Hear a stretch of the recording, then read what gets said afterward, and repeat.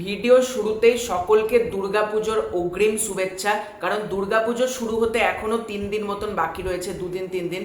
কিন্তু আমরা যারা সিনেমা নিয়ে কথা বলি তাদের জন্য কিন্তু আজকে থেকেই দুর্গাপুজো স্টার্ট। কারণ আজকে বাংলার বড় বড় দুটো ছবি রিলিজ করলো, একটা হচ্ছে রঘু ডাকাত এবং আরেকটা হচ্ছে রক্তবীজ 2। এবং আগামীকাল দুটো ছবি মুক্তি পাচ্ছে, দেবী চৌধুরানী এবং যতকাণ্ড কলকাতাতেই। এই দুটো ছবিরও আজকে রিলিজ করার কথা ছিল, কিন্তু শো নিয়ে কিছু সমস্যার কারণে আবার তারা 26-এই আসছে। মানে প্রথমে যে ডেটটা তারা বলেছিল সেই দিনই কিন্তু তারা 26 তারিখেই আসছে। এবার বলি আজকের এই ভিডিওতে আমরা কি নিয়ে আলোচনা করব, সেটা হচ্ছে আজকের যে দুটো সিনেমা রিলিজ করলো, রঘু ডাকাত এবং রক্তবীজ 2, এই দুটো সিনেমা পাবলিকের তরফ থেকে কতটা মানে প্রশংসা পাচ্ছে বা কে কোন সিনেমা রিভিউয়ের দিক থেকে এগিয়ে রয়েছে সেটাই আজকের এই ভিডিওতে আলোচনা করব।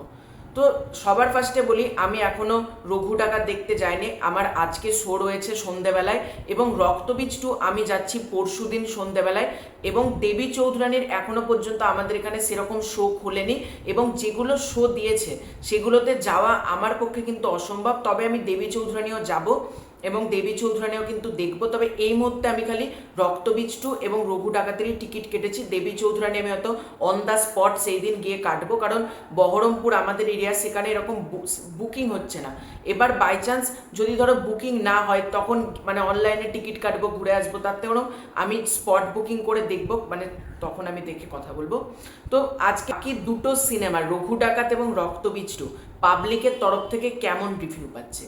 তো প্রথমে আমরা যদি আসি রঘু ডাকাতের ক্ষেত্রে, রঘু ডাকাতের যারা পাবলিক রয়েছে মানে নিউট্রাল অডিয়েন্সের আমি কথা বলছি, কোনো ইউটিউবার কেমন রিভিউ দিচ্ছে, কে টেরিফিক বলছে বা কে জঘন্য বলছে, এই দিকে কিন্তু আমি যাচ্ছি না।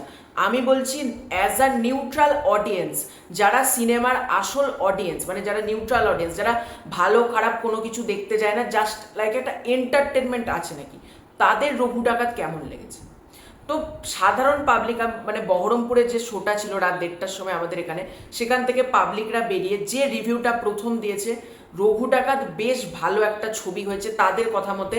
এবং রঘু ডাকাত কোথাও গিয়ে মানে তারা বলছে খাদানকেও বিট করে গিয়েছে, এবং দেবদার যারা ফ্যান রয়েছে তাদের তো রঘু ডাকাত ভালো লাগবেই, এটা নিয়ে কোনো ডাউট নেই। কারণ রঘু ডাকাত দেখো, দেবদা অ্যাকশনে ফিরছে, ওটাই অনেক। এখানে গল্প খারাপ হলেও কি কে কি বললো ডাজেন্ট ম্যাটার, ভাই রঘু ডাকাতে দেব অ্যাকশনে ফিরেছে, এটার জন্য কিন্তু প্রচুর অডিয়েন্স সিনেমাটা দেখতে যাবে। এবং গতকালকে প্রচুর অডিয়েন্স সিনেমা দেখতে গেছে রাত 1টার সময়, এবং তারা কিন্তু বেরিয়ে এসে বলেছে রঘু ডাকাত ছবিটা ভালো হয়েছে।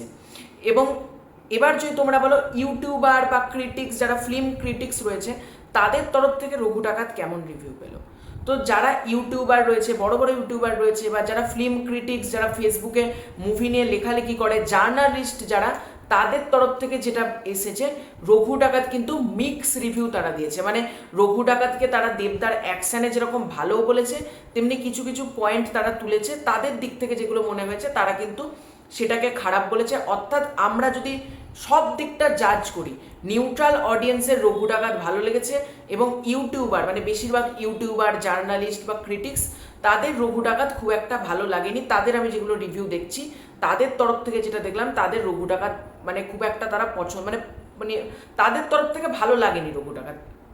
এবার তোমরা বলো রক্তবীজ 2 নিয়ে, এবার তাই তো রক্তবীজ 2 কেমন রিভিউ পেলো। দেখো এখনো পর্যন্ত টিল নাও টাইম আমি এখনো পর্যন্ত ভিডিও করছি, কোনো ইউটিউবার রক্তবীজ 2 এর রিভিউ দেয়নি, বা কোনো ফিল্ম ক্রিটিক্সও রক্তবীজ 2 নিয়ে এখনো পর্যন্ত লেখালেখি করেনি।